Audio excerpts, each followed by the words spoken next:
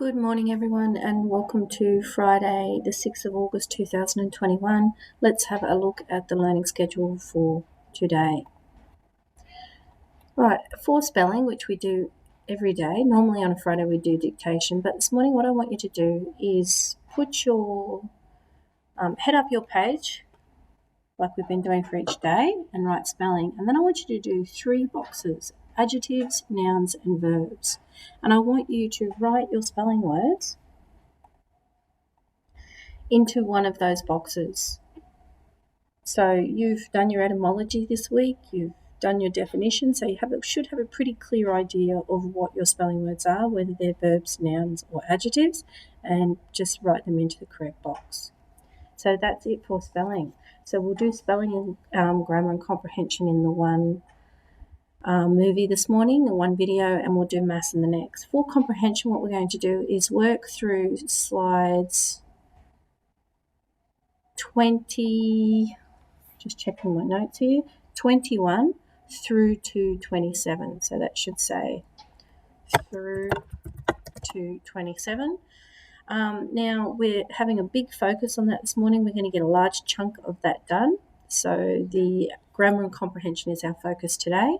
And for maths, I would like you to do your minute maths, and that is slides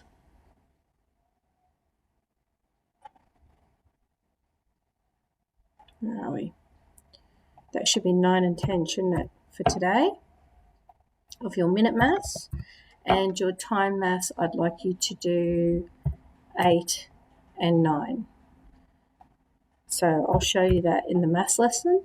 And then for the fractions, we're going to work through our maths book, and we're going to do slide 28, 29, 30, 31, and 32. So a big focus on grammar and comprehension and our fractions today. Okay, let's get started. So yesterday we read through this letter that Matilda wrote to Tommy, and she was saying how much happier she was. We talked about how she started using some more expressive verbs because she loved living where she did. And we also rewrote a sentence with adverbs, adjectives, and expressive verb. Now we will continue to do that for each letter. It's a skill that you will develop as we go along, if you haven't already got that. So there's a little bit of, and then we learnt about adverbial phrases, which give us more information in a sentence, whether that be time, when something happens, place, where something happens, and the order of things, the number of things. And you rewrote 3 sentences adding that information in. Okay, we've got a little bit of reading to do here, so sit back and follow on, and we'll read more of the story to get an idea of what's happening. Also, this is a really old movie that was made about a waltz for Matilda, and when we go back at the end of the term, I'll watch the movie together. She and her dad had set off with their swags, their Matildas, which her dad said was the best friend of a man who was homeless and sleeping on the side of the road. So if you don't know what a swag or a Matilda is, it's a canvas piece of material that's waterproof, and inside is layers of blanket or a little bit of bedding, and you roll it out and you can climb in and sleep and be warm anywhere, and you roll it back up and put it on your back. That's why these men said happily that they were waltzing their Matildas. Her dad said that they had to make sure they were off the land of Drinkwater before it got dark. He said that once upon a time he had been friends with Mr. Drinkwater, but then Mr. Drinkwater refused to pay his workers fairly and wouldn't let them join the union. They had an argument, and then a shed had been burnt down at Drinkwater. Matilda's dad was blamed, but he hadn't done it. But Mr. Drinkwater remained very angry about it. Finally, they were off Drinkwater land and near a billabong, so there would be water for cooking. They stopped and collected wood and set up a camp. Matilda looked around the countryside. It was gold, not green. It was a hard beauty, and she wasn't sure she liked it. Her dad noticed her thinking, and he told her, "The land will get to you. Floods and fire may come, and those you love may leave, but the land will still be there." And have a look at it. It must be very close to the desert or nearly in the desert. Her dad told her about his dreams for Mora. Now, this is where the family home is. He wanted to have a very successful farm with employees that he paid well and set wages and set hours of work so that they could spend time with their families and still earn enough to live on. Next slide. Chapter 13. It was time to eat, but they had no food. Matilda's dad took out some fishing line and caught a giant fish. He then cooked it and tasted it. Wonderful. After dinner, they got ready to sleep. Her dad told her he would always be there for her and then turned over and fell asleep. It felt strange sleeping under trees. She heard a wombat and a wallaby come down to the billabong for a drink. She felt good. She felt like she was at home. Matilda went to sleep. Chapter 15. Matilda woke up. Something cold and wet touched her face. It was a sheep. Bah, it said, and Matilda tried not to scream. She had never seen a live sheep before. Her dad laughed and said that it was a poddy, a sheep whose mother had died when it was very young and had been raised as a pet sheep by someone. Matilda found she could pat the sheep like she had Bruiser, the dog at the factory, and the sheep loved it. She asked her dad if they could take the sheep with them, but her dad said no because they walked too slowly. Chapter 16. Drinkwater said to her father, "Have you set any sheds on fire lately?" Her dad said he had lit no fires except to cook on. Then Mr. Drinkwater accused him of stealing his sheep. He fired his gun in the air and 3 policemen arrived on horseback.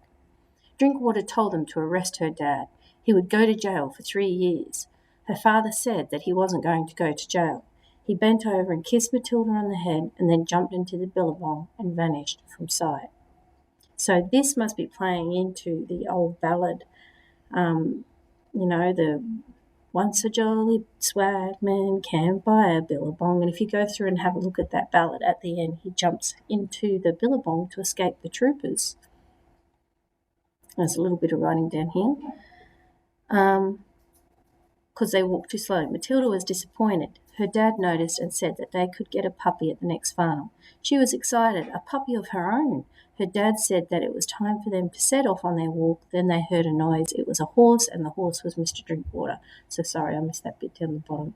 So then he jumped into the billabong.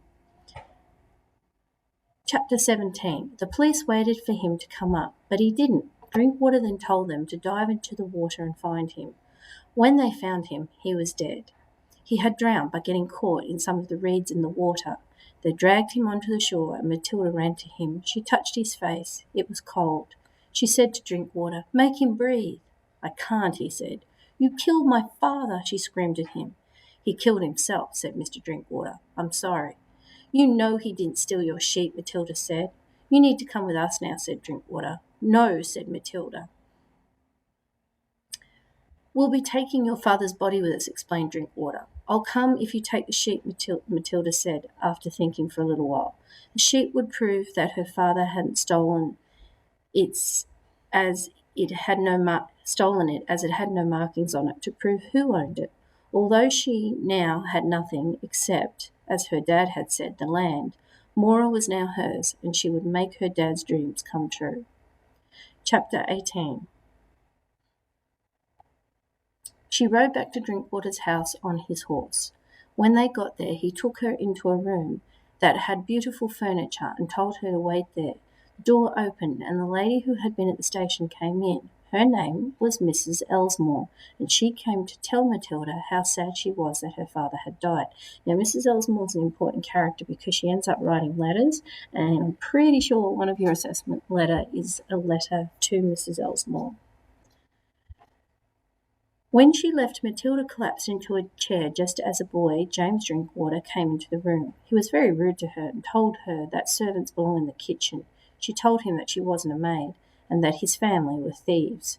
She said, "Your dad took my father's life. Isn't that stealing? Your father stole this land too. That makes him a thief." "He did not," said James. Matilda said he did, and his father had taken the land from the Aboriginal people and just squatted on it and said it was his. "That's ancient history," said James, and he laughed. Her dad was dead, and the boy was laughing. Matilda was very angry.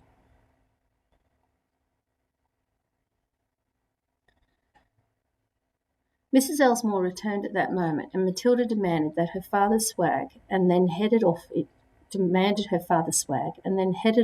on her own towards Moira.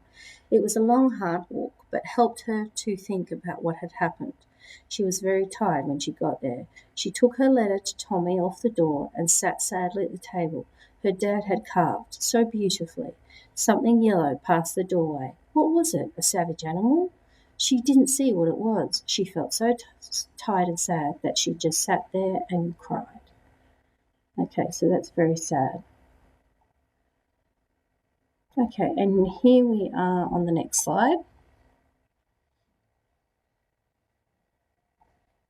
We'll have to wait and find out what it was that went past the door. So who could she tell what happened about the dreadful death of her father? So only Tommy. So she writes Tommy a second letter. Dear Tommy, I do hope that you are getting better. My father died. It was sudden. I can't write about it. It makes me too sad. However, I have the house and the farm, so I have somewhere to live. You are not to worry about me. Your loving friend, Matilda.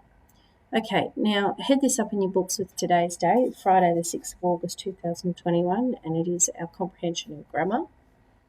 The first one is number the lines in the letter, and I've just put those in. And the second question is, why does Matilda need to write to Tommy? So what's happened that she's in her life that she's then said, okay, now it's time for me to sit down. Think about where she is and who's with her. She's actually on her own. So letters are a way of her to have a conversation with somebody else, even though it's one-sided at the time, and explain the situation. So give me a nice answer for that with a capital and a full stop. What expressive verbs does Matilda use in this story? Why does she use these verbs? And what is she trying to say to Tommy about her emotions in relation to the situation? So out of the whole story, I want you to go through and find the expressive verbs. So these are verbs that talk about how she is feeling.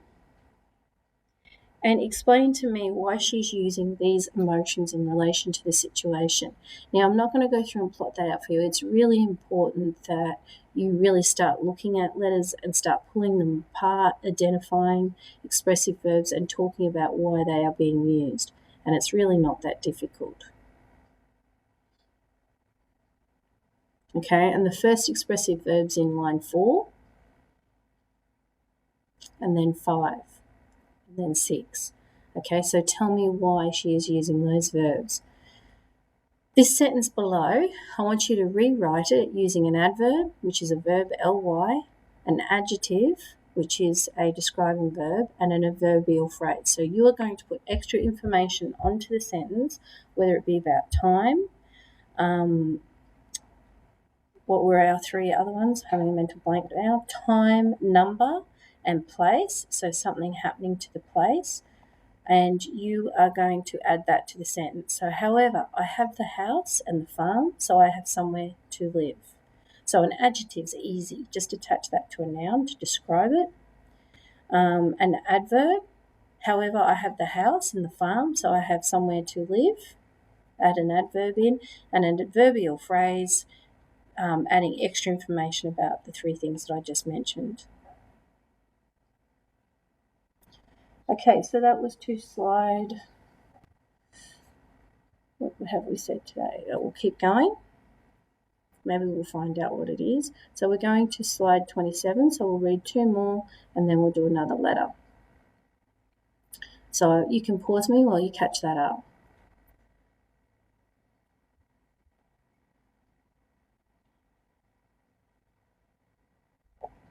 Okay, so reading on in the story, and you can see how reading the chapter summaries and the letters are really helping us to have a sense of time about the early history of Australia, about what's going on in Australia. There's a lot of political things going on with racism and unfairness in the genders, unfairness with children, but a lot of beauty in Australia as well, and a lot of really strong people pushing through, like Matilda. Matilda now had time to appreciate how talented her father had been. The house and the furniture had been made well. Importantly, that's a adverb there, she remembered him saying, the land will still be there. When she went outside in the evening, she heard the cicadas singing, and it was like they were saying, "We are yours, we are yours, we are yours." And we all know the cicadas at night, that crackling sound, especially in spring. I'm looking forward to it, actually. She felt at peace, but she had very little money. What would she do? It was then that she saw the yellow animal was. It was a dog. While she was thinking, it had come into the house and stolen one of the scones that she had in her father's swag. She needed that. It was all the food she had to eat. She chased after the dog. It went up a path and into the hills that were near the house. She thought that this might lead her to the place where her father hid the belongings that he didn't want people to steal. She kept following the dog. Then the dog led her into a cave in which she found a wooden chest. In the chest were lovely cups and saucers and other things her father must have bought to make the house lovely for her mum. But the dog didn't stop there. It squeezed through a gap in the wall of the cave, and Matilda followed. Then she saw what the dog had really wanted her to find. There was an Aboriginal woman, a very tiny and frail woman, who was very sick. She said to Matilda, "Help me." What a magical adventure this child's having. Chapter 20. The woman had had a stroke. Matilda had seen this before. She spoke to the woman and asked if she would be able to get up. The woman replied that she could. This was a relief to Matilda that she spoke English. She carefully helped her up and with difficulty helped her home to her house to care for her. Matilda bathed her and made her some tea and put her to bed, and she's a very kind person, Matilda. Very brave too, I think. The dog went and sat on the veranda to take care of the woman in the house. He was now their watchdog. He barked when he saw a wagon coming. It was Mr. Drinkwater. He had brought with him the sheep and some food and clothes. And I wonder if this is Mr. Drinkwater, the character here. He made her angry when he suggested that she go back with him to Drinkwater and be a housemaid. She told him that he was insulting her, that she owned the land more now and wasn't going to be a housemaid at his house. He said that she couldn't stay in the house alone, and she replied that she wasn't alone, that there was someone there with her. She didn't tell him who it was or that she was so sick. He told her that her father's funeral would be on Friday and that he would pay for it. She didn't like that, but had no choice, it seemed. But then Mr. Gotobed and the other unionists arrived, and he said that the union would pay for his father's funeral. He said that the union buried their own. Okay, now this story based in Australia, and there's some talk of some Indigenous people. So now we're going to talk about a little bit more, I think, about that Indigenous character and little bit about their system of law as well. These men had come to see how she was and to offer their sympathy. It was then that Matilda really cried. She was so sad. The unionists told her she would be all right and they would look after her. They told her her dad was a great man because he had started the union in the area. It was then that Mr. Gotobed saw the old lady and he knew her. He said, "That's Auntie Love." She was the aunt of Mr. Sampson, one of Mr. Drinkwater's Aboriginal workers. When they left, she looked at the package they had bought. There was some lamb chops and a leg of mutton and tins of jam and fruit. Mrs. Elsmore had sent along some lovely dresses and some soap and a hairbrush. All of this was wonderful, but she knew she would have to find a way to make some money so that she could do things like post letters to Tommy. Okay, so as you know, the Indigenous culture from our NAIDOC week use symbols to write, but their system that they go by in their culture is it's simple in one respect, but it's quite complex in another. So let's have a look here. It's important to understand that the Aboriginal people live under two legal systems. The British-based legal system adopted by Australia since colonisation, which would have been very foreign to them, which is basically our laws, and a traditional law system in which elders play an integral role. So where it says it starts here, and inside they have their protocols, which is how they operate as a culture, values, systems and processes. Their elders are at the very centre of their culture, and they go there for an understanding of nearly everything. But on the outside of this little diagram here, it's got all the other aspects that make up their culture. So they've got the community links, their deconstruct and reconstruct, non-linear, landlines, symbols and images, non-verbal, so they have a lot of storytelling, learning maps and story sharing. Now, unfortunately, I can't go into this too much now. In the classroom, we would have really gone into quite some detail with that and had some information from Auntie Penny to pass on, but maybe we'll have a chance to catch up with that later. Right, next letter. So who's she written to again? That's right, it's Tommy. Now this one's going to be really good practice for you now because you should be starting to get your skills up. Dear Tommy, I hope you are well and I'm sorry I haven't been able to visit you. My father didn't have much money, but soon I shall make some money mending clothes which will be better than working in the jam factory. I am falling in love with Mora. It is really beautiful here. Oh, now we've got some expressive language going on, haven't we? The cliffs are brown and the dust is white. The kangaroos come and drink at my spring. I have an Aboriginal lady, Auntie Love, living with me. She has a dog who guards us. I like having him around.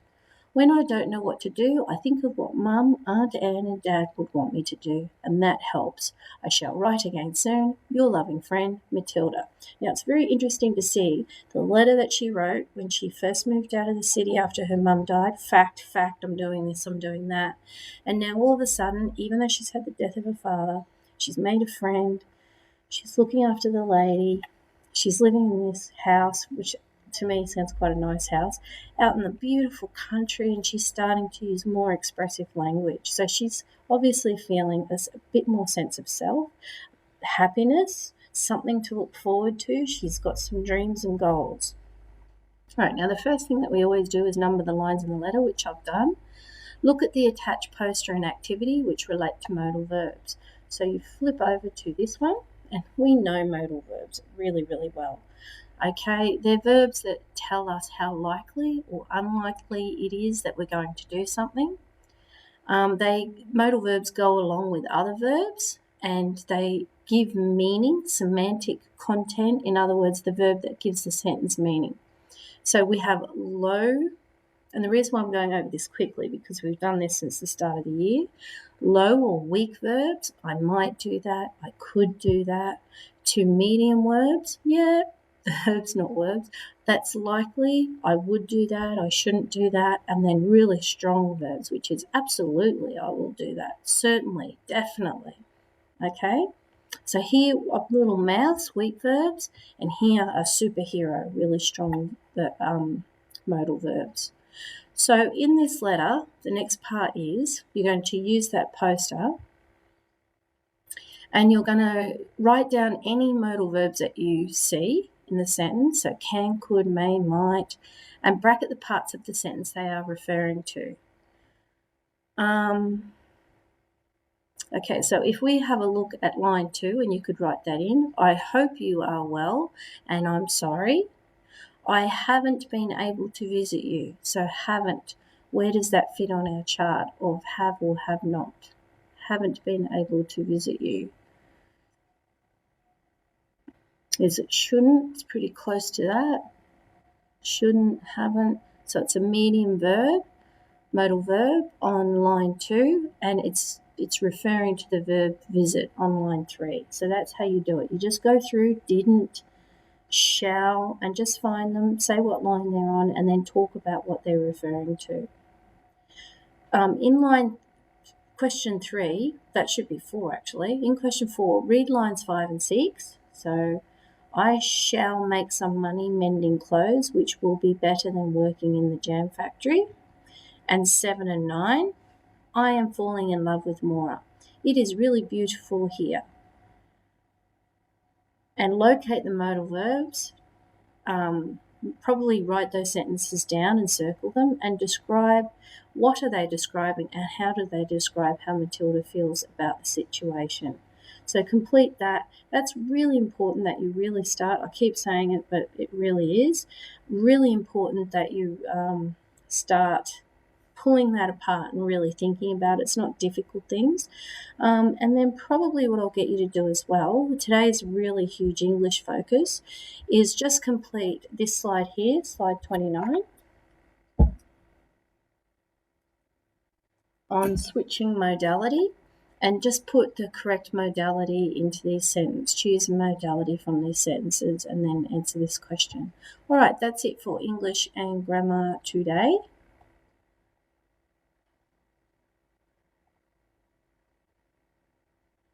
And I'll see you during maths.